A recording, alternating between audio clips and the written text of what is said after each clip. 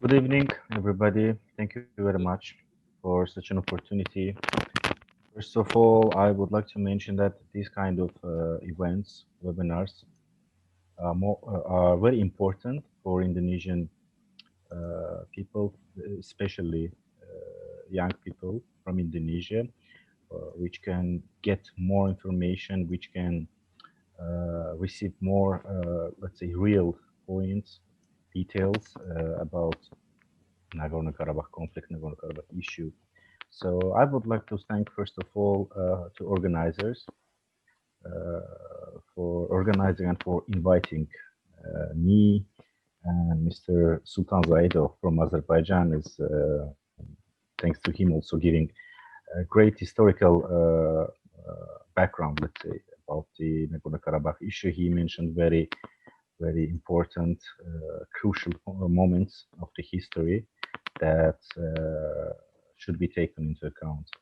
And Mr. Ahmed Gureishi, thank you very much, talking, giving a key points how Azerbaijani diplomacy is acting in the recent days, especially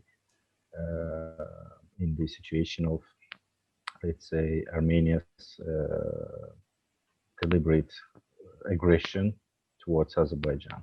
So I'm not gonna go deep into history. Mr. Sultan already gave all important information. Just briefly, I would like to mention the importance of Gülistan and Turkmenchai treaties signed between Iranian and Qajar Empire and Russian Empire. So when we go far from, let's say, 150 years far from that date, we can see one important moment. In 1978, if I'm not mistaken, there was opening ceremony of the monument, mentioning how to say, let's say, in order to celebrate the settlements of Armenians in Karabakh. So this itself proves when Armenia came to the historical territories of Azerbaijan. And after that, separatist, say, movements, and then war. And in 1994 and 2012 May ceasefire signed, but this ceasefire also have been violated several times by Armenia, by Armenian armed forces, and the uh, final crucial moment of the, of Armenian aggression, of course, happened early in July this year, but it was far from the front line. They attacked Tovuz region of Azerbaijan, as Mr. Sultan already mentioned, due to their new doctrine. They declared new war for new territories. It's obviously clearly saying new war for new territories. Even ex-presidents of Armenia, Kocharian and Sarkisian, many times mentioned, even during their speeches to international media or internal media, they say that that was our historical moment. We get Karabakh, and our future generation, our young people, have to occupy, let's say, new territories, as they claim historical Armenian territories. So this is clear evidence of the terrorist aggressive nature of Armenian political and military leadership. So, of course, the September provocations of Armenia, especially on 27th September, early in the morning, they began another provocation, commit another act of aggression against Azerbaijan and Azerbaijani armed forces. how to say, defeated it, and began by the order of His Excellency President Ilham Aliyev. Azerbaijani army began counter-offensive measures. So this is very important term, and it itself shows that the military actions, all the process going within the borders of the Republic of Azerbaijan. These borders, internationally recognized borders by United Nations, by all international and regional organizations, including OIC, including non-alignment movement, including OIC, etc. So this itself shows the position of Azerbaijan. It is the rightful position. The aim of the counteroffensive measures is to protect the citizens of Azerbaijan. Also, during 2 weeks, Azerbaijani army get great success during counteroffensive measures, and one city, including one city, 2 settlements, and 37, in total 37, I think, settlements have been liberated from occupation of Armenian armed forces. So during these 2 weeks, we saw another provocations of Armenia. They try to involve international community to Nagorno-Karabakh. They try to show this issue, like Azerbaijan attacks Armenia, like Azerbaijani people. This is a massacre committed by Azerbaijani people against Armenian people. Of course, this is a small faction, misleading of international community, and it doesn't matter the diplomacy of Azerbaijan or media or diaspora. We all trying to stand and we trying to disseminate, to convey the realities of situation to the world community. When I'm usually every day looking Armenian media.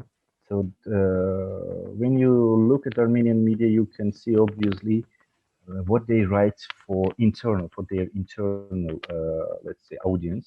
So clearly they are writing like, of course, it's false information, but what they are writing, they're writing like they killed these people, soldiers. They killed, destroyed some military equipment. They destroyed battalion. I don't know. So they are trying to establish some illustration in order to hide the reality in the front, which is really Azerbaijani army successfully liberating its occupied territories, and of course the reality is that Armenian army is not, let's say, available, doesn't have such a power to stand to Azerbaijani army.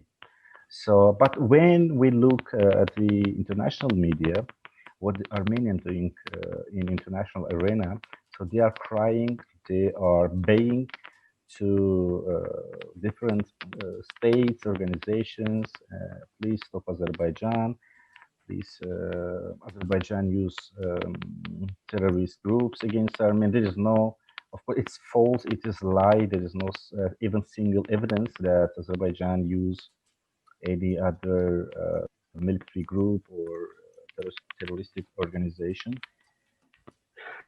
Vice versa, the reality is Armenia using, and there is hundreds of evidences, proofs that we already show through our media organizations. We try to get the realities to be reached to the international community. But unfortunately, sometimes international community doesn't want to see the realities. As you may know, on 10th October, after 10-hour lasting meeting between the ministers foreign affairs of Republic of Azerbaijan and Armenia, with the mediation of Russian Federation, humanitarian ceasefire agreed by the parties.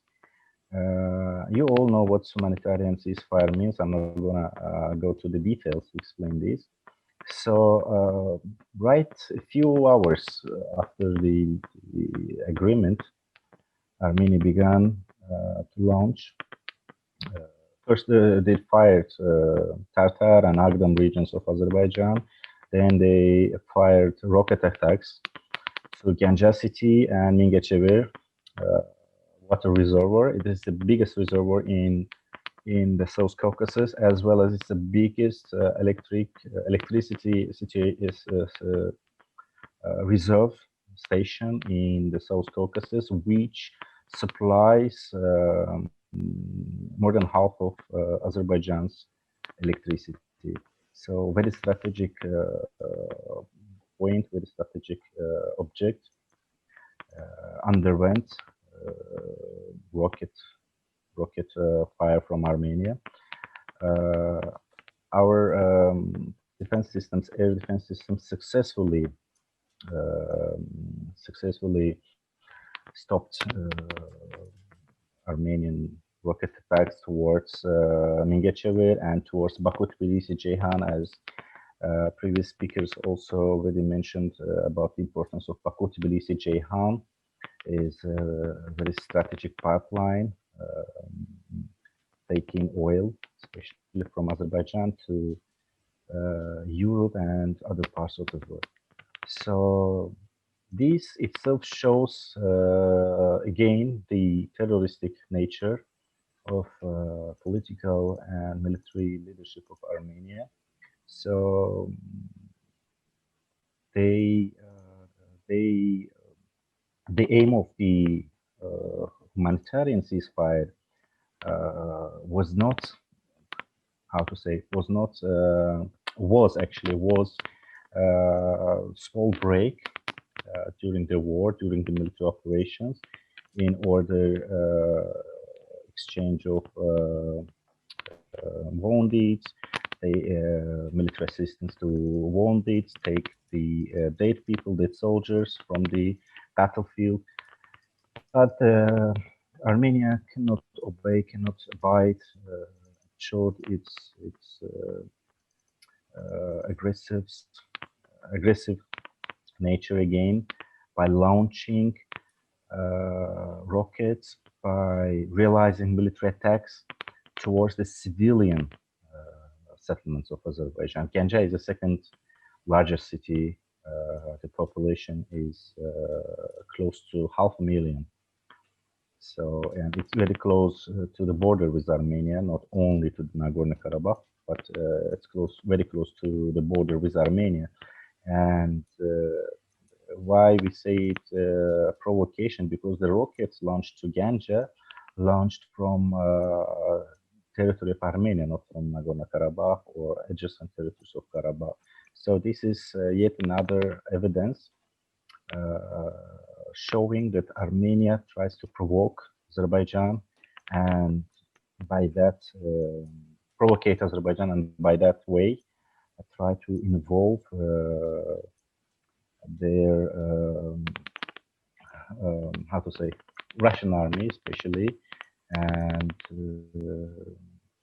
Russian army to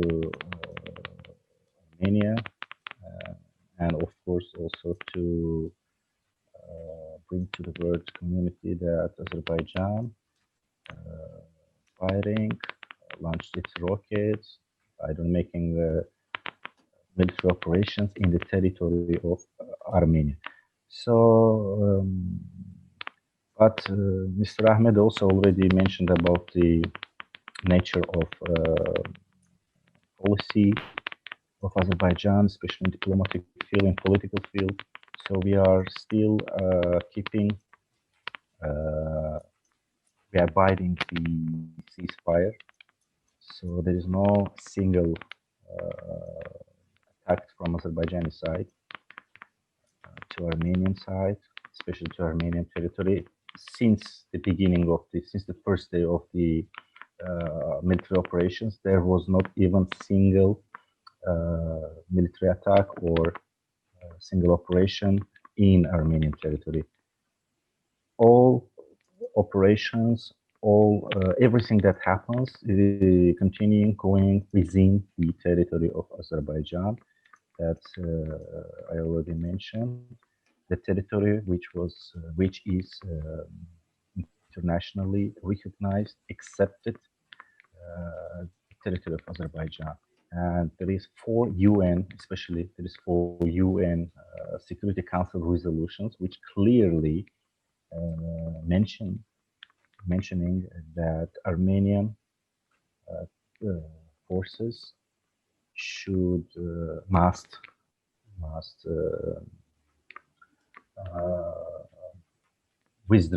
be withdrawn unconditionally and immediately, must be withdrawn from Nagorno-Karabakh region and adjacent territories of the Republic of Azerbaijan. My speech came to the end here. Thank you for your attention, and I'm at your disposal in case you have any questions or comments. Thank you very much.